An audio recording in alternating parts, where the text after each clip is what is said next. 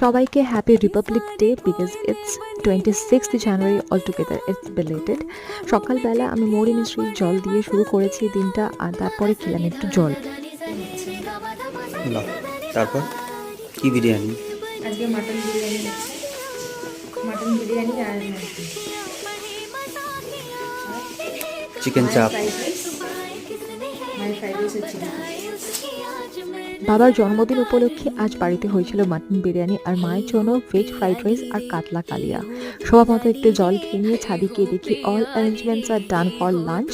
বান্ধবীদের সাথে বিরিয়ানি খেয়ে চলে গেছিলাম শোভাবাজার রাজবাড়িতে। এখানে হয়েছিল একটা নাচের অনুষ্ঠান। এই যে ডান দিকের মিষ্টি কন্টেস্টেন্টটা, এটিই আমাদের মিঠি। সবাই জানেন এই উইন্টার সিজনে আমার প্রথমবার জল তেষ্টা পেলো, মানে এই সন্ধ্যেটায় বেশ অনেকবারই। মানে আমি যদি জল নাও খাই, আমার শরীর আমাকে মনে করে দিচ্ছে সময় হয়ে এসেছে জল খাওয়ার, খেয়ে নাও। তাই লাস্ট বোতলটা ভরে শুতে গেলাম।